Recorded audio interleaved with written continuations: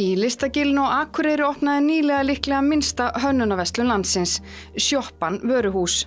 Þar að finna skemmtilega hluti eftir innlenda og erlenda hönnuði en viðskiptin fara fram í gegnum lúgu þannig að viðskiptavinnurinn fer í rauninni aldrei inn í búðina, heldur verslar beint af götunni en vöruúrvalið má skoða á þar til gerðum matseðli.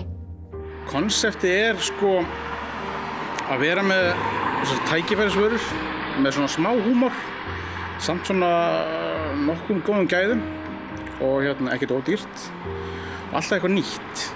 Takmarka upplag hinn og þessu og rótera frekar vörunni og já, svona bland í poka. En hvernig hafa viðtökurnar verið, Almar? Þetta verslunarform nú svolítið óvenjulegt. Já, við opnuðum smávegis á Akureyrarvöku og Gildeginum. Leiðum fólki að sjá hvað væri að gerast og svona smá smjör þegar næði hvað væri að gerast. Við ætlum síðan bara að opna formlega seinna en við erum nú búin að opna, fólk fær alveg að kíkja inn, alltaf gaman að opna einn pakka fyrir jól, það er bara gaman að því.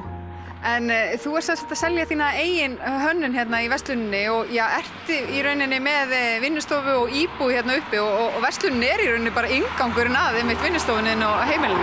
Já, það passar. Hérna vinnuhurðin, þannig að bara ef maður vill kíkja upp og það var alveg sjálfsagt mál, vil ekki koma og kíkja upp? Endilega, fáum að kíkja. Já, þá erum við komin á vinnustofuna. Hún er ekki stór en litrík. Og hér fer framleiðsla á þinni aðalvöru? Já, það passar. Jón í lit, lágmynd af Jóni Sigurðssyni. Það byrjaði nú allt sem jólagjöf 2010 og þetta er bara fjölskyldumeðlima og svoleiðis og síðan einhvern veginn bara byrjaði boltinn að rúlla og þetta var bara brjálæðislega mikið. Ég fann lágmynd í góða hirðinum á sínum tíma.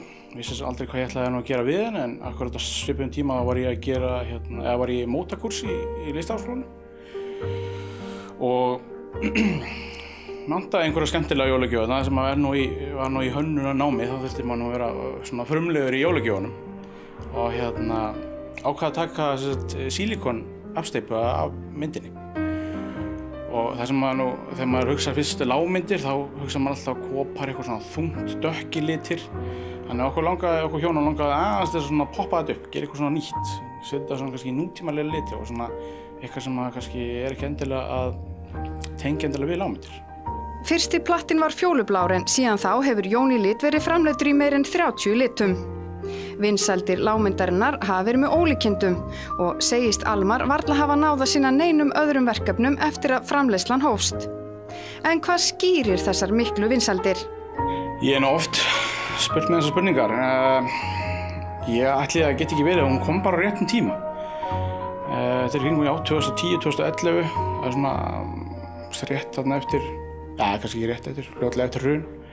Fólk að leita svona í þetta þjóðlega og eitthvað svona tengja við gamla tíma fjölskylduna og þessi lágmynd var náttúrulega til á mjög mörgum heimilum í gamla daga.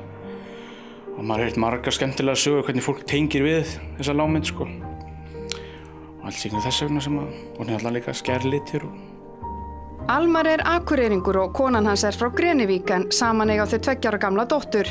Þau fluttu tilbaka á heimaslóðir fyrir 2 árum síðan og segist Almar vera afar sáttur með það að búa og starfa í Listagilinu.